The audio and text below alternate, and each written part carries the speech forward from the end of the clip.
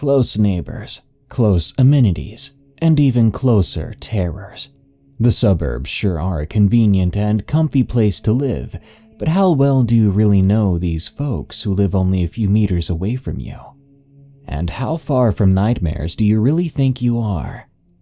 These are allegedly true and scary stories from the suburbs. Remember, if you'd like a chance to have your story narrated, share it with us at darkstories.org.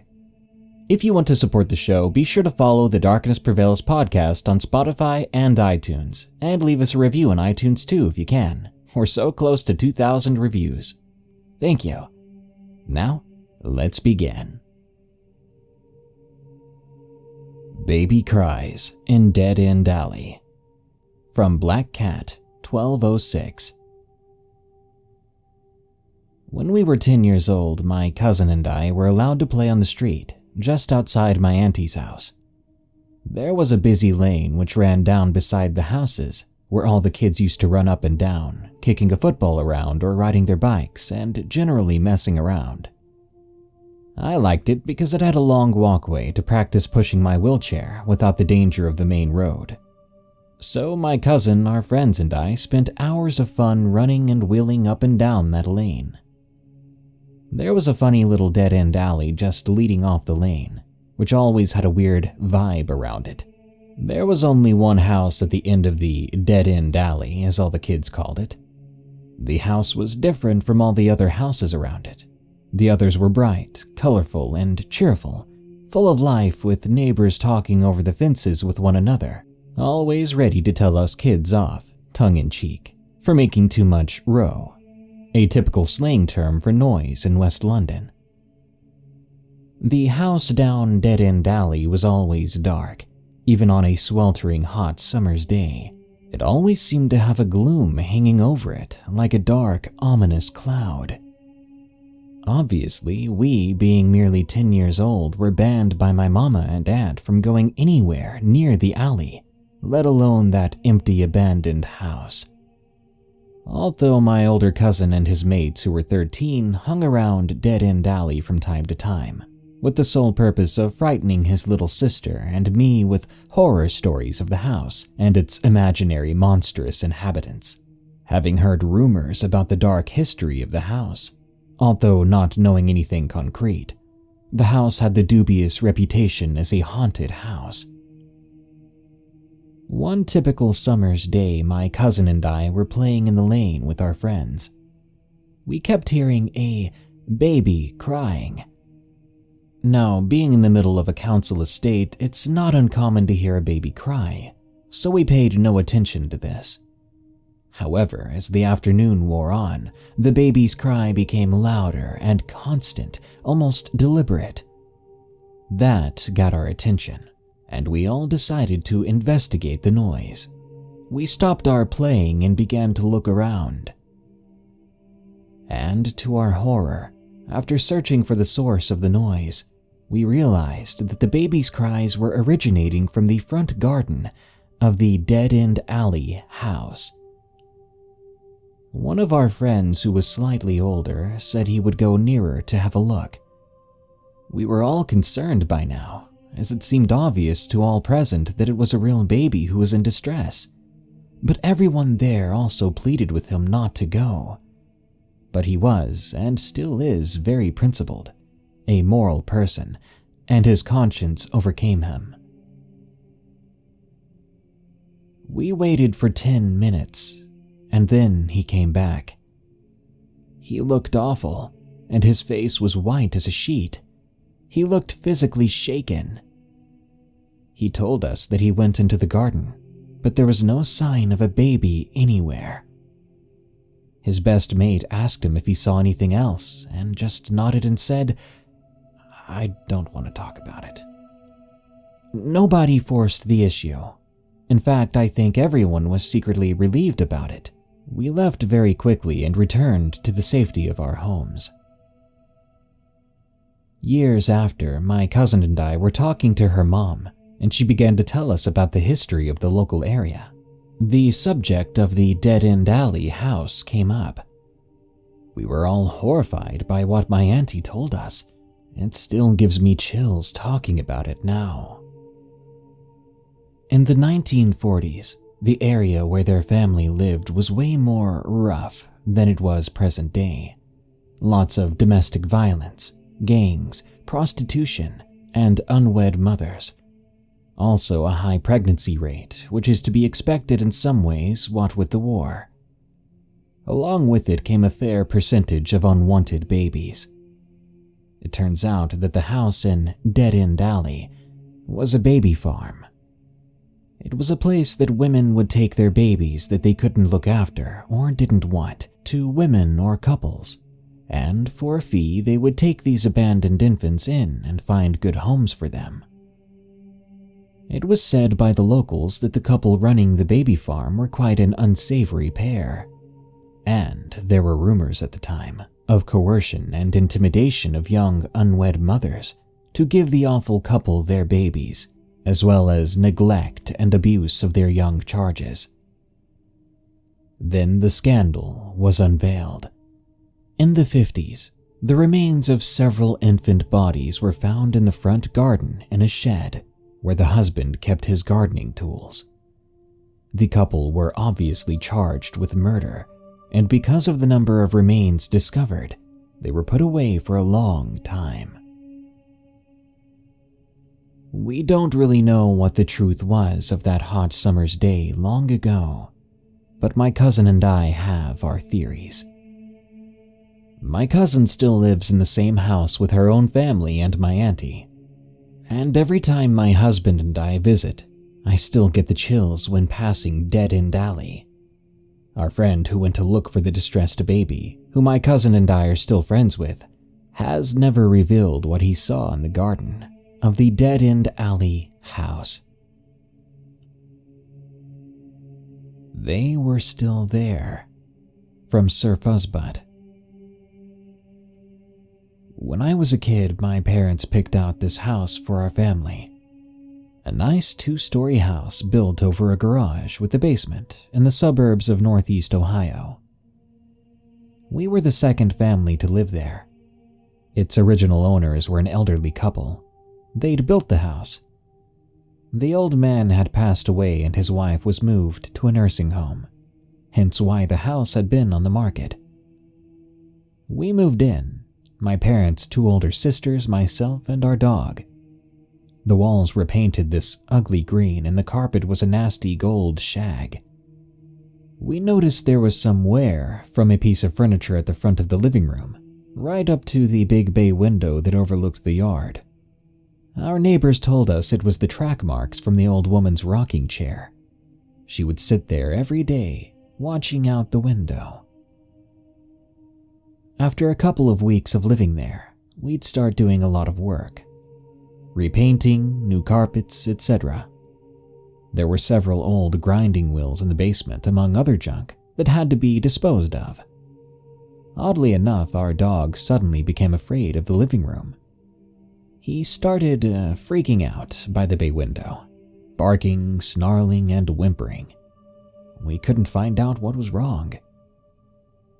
Then I kept getting awakened at night. I kept hearing creaking and voices from downstairs. I'd get up and I would be the only one awake in the house. The sounds always stopped once you started going into the living room. My older sister complained of sounds coming from the garage or basement at night, hearing tools in use and the old grinding wheel. Eventually, the neighbors informed us that the elderly woman had passed away recently. We soon began to experience cold spots, feelings of being watched, feeling like you were trespassing in your own house. Then our dog began refusing to go in the garage or basement at all. We heard voices and sounds from the basement as well. The most terrifying experience I had happened in the kitchen. The garage and basement were located under the house. An old wooden staircase connected it to a door that led to the kitchen. One night I was getting a drink and I heard a tapping sound, like someone stomping angrily through the garage. Then they came to the steps, The loud stomping made a booming sound as they got to the door. The knob started turning, but the door did not open. Thinking it must have been one of my family members, I opened the door, but no one was there. I remember crying and being terrified to go into the kitchen by myself. My sister told me years later that she experienced the same encounter, but she didn't open the door. Shortly after this, my parents split up. The house went back on the market. A few people have lived in it since, but never for long. It's sitting empty right now, but if you're walking past it, you can feel her eyes on you, staring out of that big bay window. Howl, Snarl in the Suburbs, from Hanzen. This happened back when I was just out of high school during the summer, before college started in 2008. I normally spend most of my summers overseas in Taiwan, but this year we were going back later, which meant that I got to hang out with my friends and have some sleepovers. My neighborhood was made up of those cookie-cutter colonial-style quick-build houses that were overly big and poorly designed. My friend, we'll call him Greg, had been hanging out with me for most of the day and into the night playing video games and eating. When it was time for him to go home, it was already past 2:30 in the morning.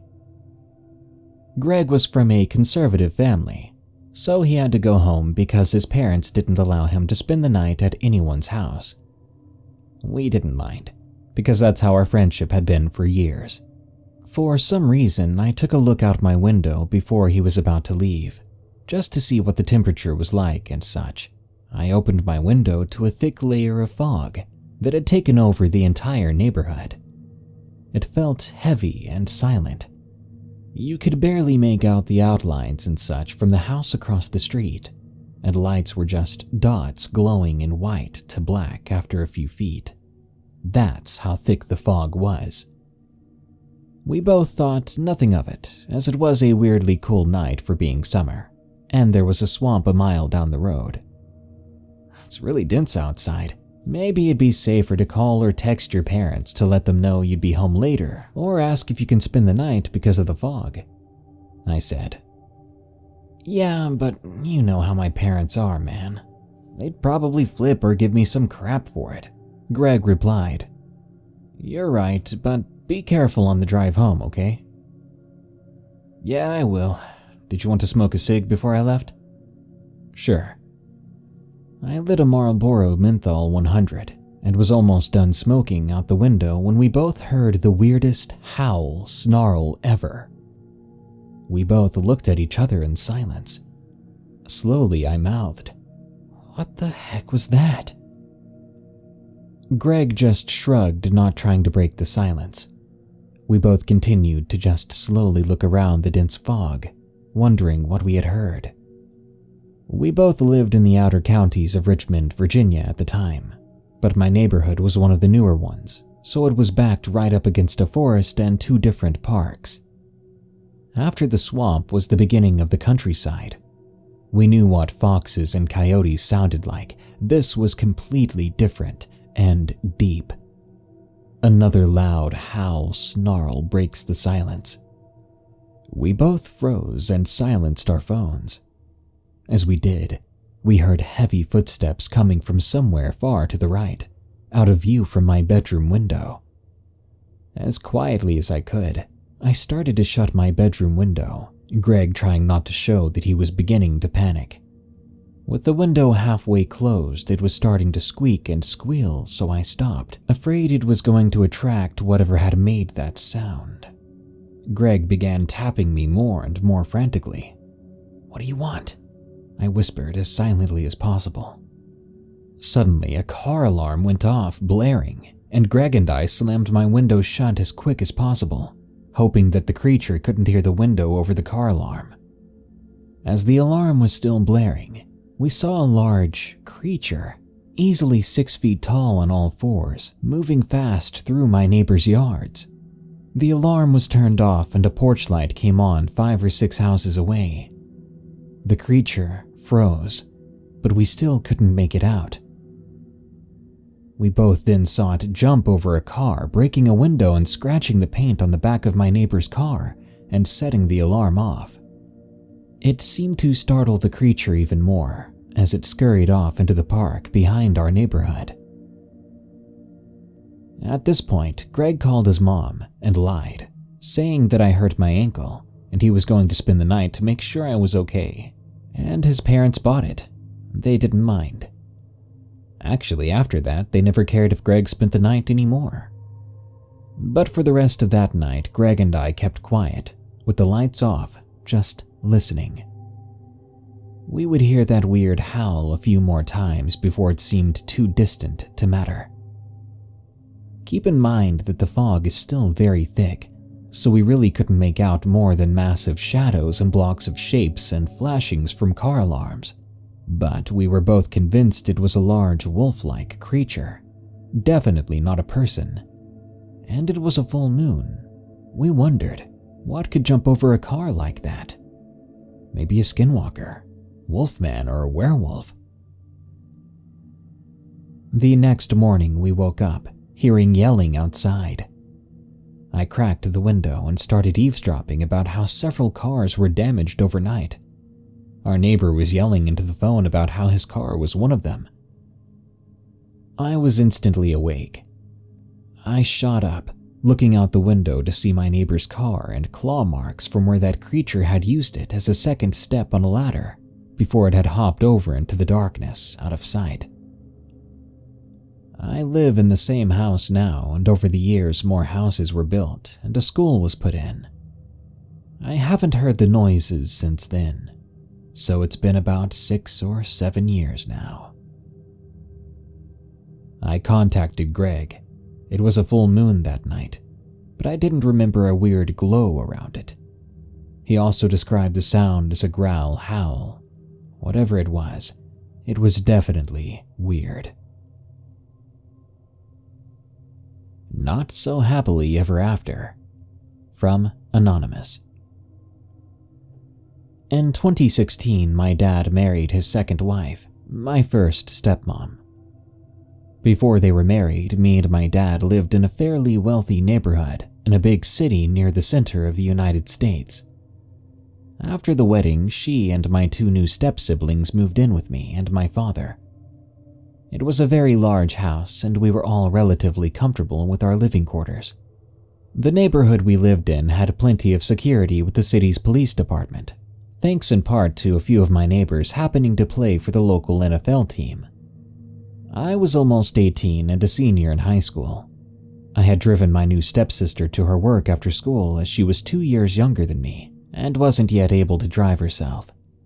I'd gotten home around 5:30, and it was winter, so the sun was half hidden behind the horizon already.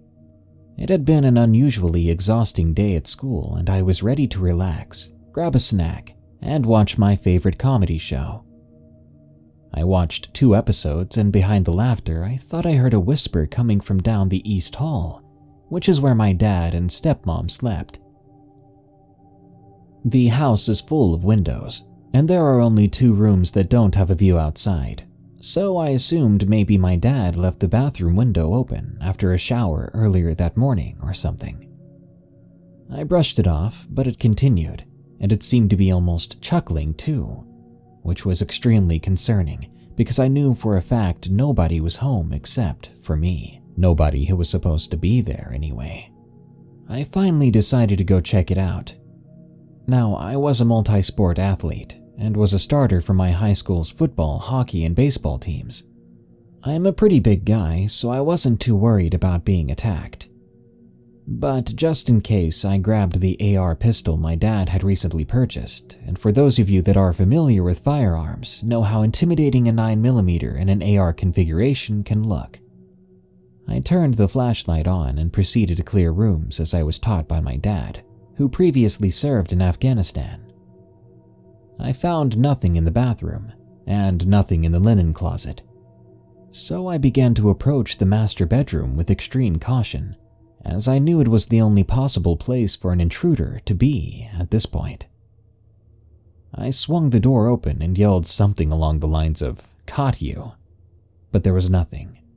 Not a single thing except for the room being at least 40 degrees cooler than the rest of the house. I was able to see my own breath. But there was absolutely nothing out of place. I was so certain I had heard something. My family is extremely religious, but I always had my doubts. I tried to find more reasonable solutions for things. But as I investigated the room a bit more, I decided to peek under the bed. That's when I saw it. A black mass with no exact shape. It was almost as if it was a goo or slime of some sort. It was as if it had its own gravity about it. I wear a chain with a cross on it, and I could see it being pulled on through the shirt I was wearing. I didn't feel afraid at first, I was more intrigued, until I heard it giggle.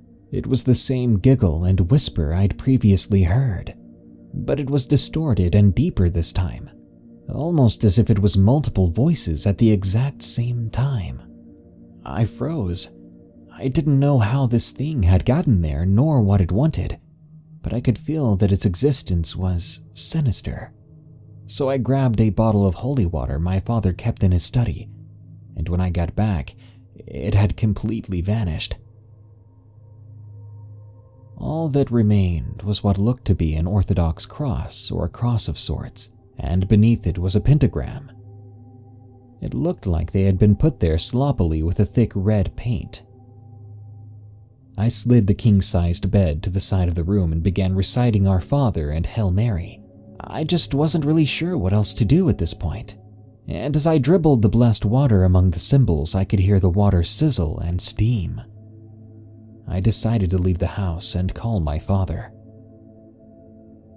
As it turns out, my new stepmother was into some sort of witchcraft and was trying to curse my father or something like that, so she could claim his investments. Needless to say, she was out of the house the next night once we found out.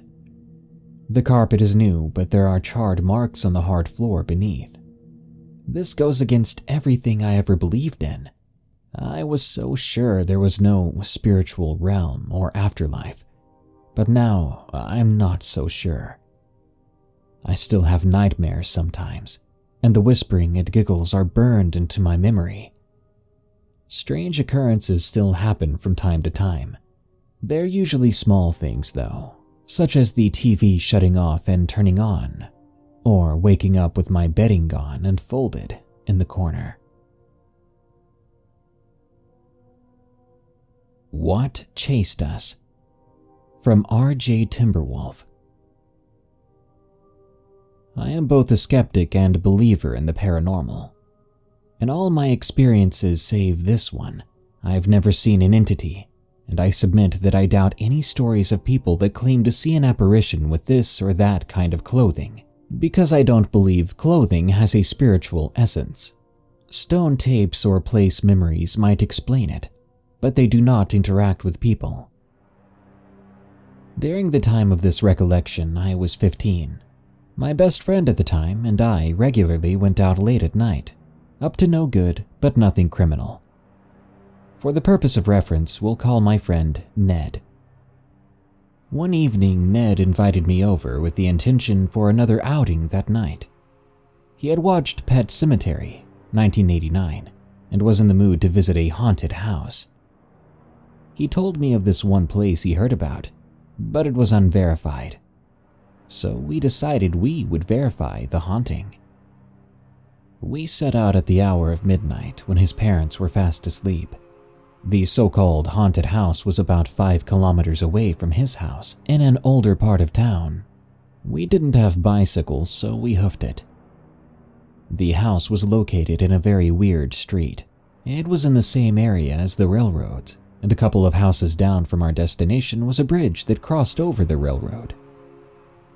What made the street weird is that even though there was enough space under the bridge for cars and trucks to pass under it, it was blocked off with bollards, allowing only pedestrians and cyclists to pass through, and was located on our way to the house. Though I was young and foolishly brave, I never threw caution to the wind, and our plan was to do a walk-by to see if the house was still uninhabited and safe to enter. Our town was known for its crime and cult activities, and we had our share of run-ins with these other wanderers of the night. On our approach to the house, Ned spotted a cat sitting in a driveway of the opposing house. He made comments about Pet Cemetery, saying how he would beat up the cat if it attacked him. But my attention was on the house. As we passed by, I saw the house was in fact inhabited. I could make out a humanoid glowing figure inside. I could only see it in the doorway of one of the rooms, and it seemed to be passing into the hallway. It seemed it had a white core with a reddish outer layer. It's difficult for me to explain exactly what it looked like, but that's the best I can do. I immediately told Ned, but when he looked, it was gone. We passed the house and circled back. On our second pass, Ned was once again preoccupied with that freaking cat still sitting in the driveway instead of focusing on the house. Once again, I caught sight of the figure, but when Ned looked, it disappeared into a back room. It should be noted that Ned and I had endured a couple of difficult situations by then, so he trusted me. I called the thing off and he agreed.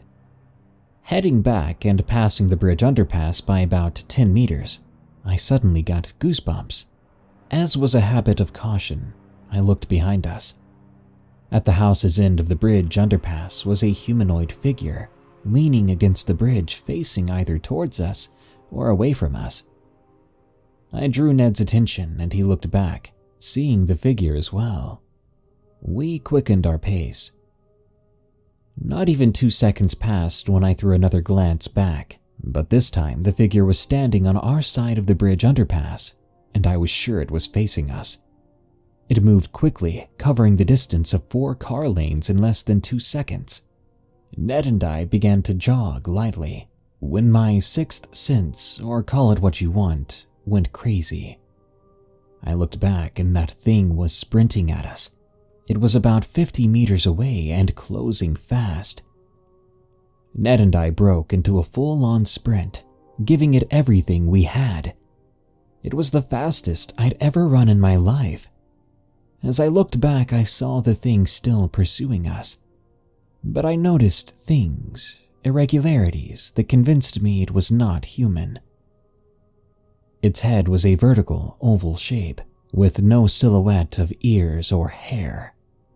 The way it ran was abnormal. It seemed that its legs bent all the way to the back at the knee, and its footfalls made no sound. And it would never pass directly under any source of light. What little ambient light caught its surface identified no discernible human features, such as clothing. This thing was a void. It seemed like it was a smooth, two-dimensional human figure, and it was closing in on us, now being within 10 meters. Luckily, Ned and I made it to a well-lit street, leading to another bridge in a nick of time, and only stopped on the other side of the 4 lanes. We looked back, and that thing was standing under a tree. It felt as if it was glaring at us with evil intent. Ned and I crossed the bridge, heading for the house, walking again. Before we made it to the other side, we became aware of a man trailing us at about 15 meters. He was singing some kind of unfamiliar song. We wondered where this guy had come from, since there was no one else in our vicinity a moment ago, but we paid him no heed. As we passed our school on the way, this guy started singing even louder in a language we didn't understand, and his tone was aggressive. I don't know if he was related to our previous pursuit, but he was unnerving. When we reached a street that would eventually lead to Ned Street, we bolted to get out of sight of the guy. We made it back safely, but let me tell you, I didn't know until then that you could run so hard and fast that the color of your socks stained the soles of your feet.